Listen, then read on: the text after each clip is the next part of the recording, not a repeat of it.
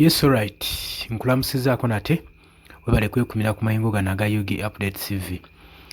Ekifa oba agava mu ggwanga erya Democratic Republic of Congo gagenda maaso n'okubanga gawa essuubi eri abo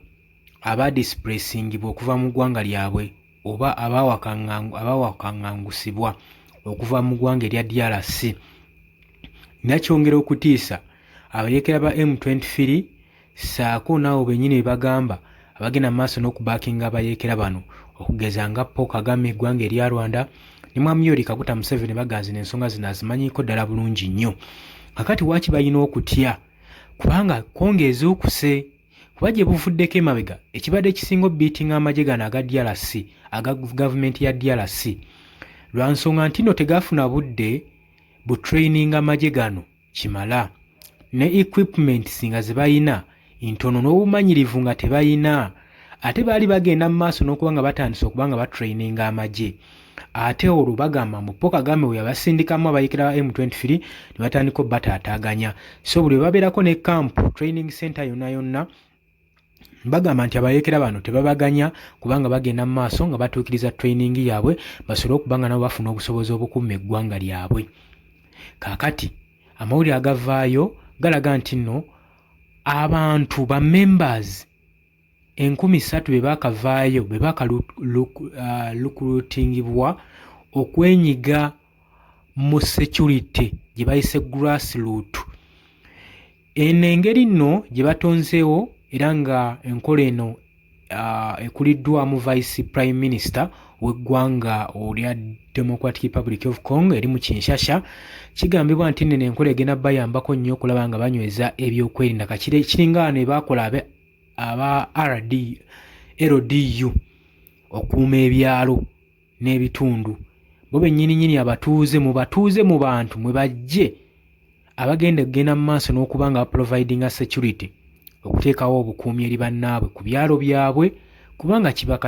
kibakakatako kubanga eri nsi yaabwe bali bantu baabwe be balimu kati so okuprovidinga security kiri gye bali era yo gavumenti kyekoze bagenda mu maaso n'obawa training ey'obwereere n'okubawa ku expertise okusobola okubayambako okubanga banywera mu nsonga ya security basobole okukuuma eggwanga lyabwe abantu baabwe saako n'ebyabwe ebyobugagga byabwe. Jjukira nti no buli eggwanga libeeramu olutalo n'okulima tebalima kubanga wate onoolima ddi nga muli ku ddukadduka oba wakasimba ebijanjalo nga basajja bakuyeekedde baabo ddukadduka tugenda kwetika nnimiro kutambula naye ayo ojja kuba ekyalo kyabulidde nga baliddawe bajja okweyagala n'ebyo kati enjala neegenda maaso okuba nga teggwa mu kitundu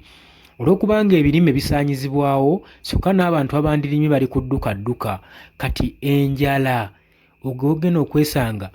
nga teva mu ggwanga eryo so nga n'emmere egula buwanana era trade ne commerce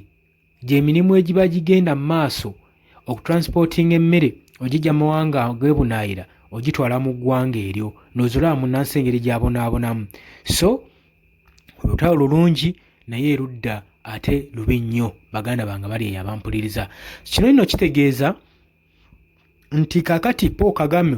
ow'e Rwanda ne banywanyi be abayeekera bano aba M23 babeere bulindaala kubanga Kisekedi naye agenze maaso n'okubanga ayongera okulaga obubonero obw'okwenyweza mu ggwanga lye era tagenda kuliisa bijanjaalo mpiso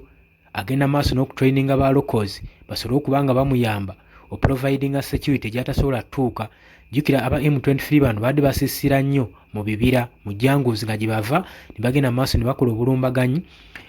ku gavumenti y'eggwanga lino erya DRC. Kakati bageesi nga buli kyalo tuteekayo ebyokwerinda ng'abantu bano babeera alert babeera vigilant ku mbeera yonna eyinza okugwa mu kitundu tujja kwesiima tujja kuba nga tulina kye tukozeeko ekisobola okuba nga kitaakiriza abantu baffe providing security gye bali. Nze ngamba kino si kibi era kitegeeza nti no Paul Kagame ow'e Rwanda bajja kuba bamulinnye ku nfyete era nga n'abajaasi abayeekera ba M23 bajja kuba bafuuse lugero mu bitundu ebimu ebya Democratic Republic of Congo. Olowooza otya ku nsonga eno? Oli ku UG Update TV kubadde osinza obba nga otuwuliriza ng'atannatweyungako nkutegeeza nti kirira wansi waliwo ekigambo subscribe kikoneko obeere nga otweyungako. Abali mu diaspora Katoman Saudi Arabia, Canada, US, abali Sudan, sako namwe abali South Africa mbatumiddeko nnyo, mwebale kwekumira ku mayengo gano. Bannange mbaagala nnyo era nga mbagaliza ekiro ekirungi. Mweraba.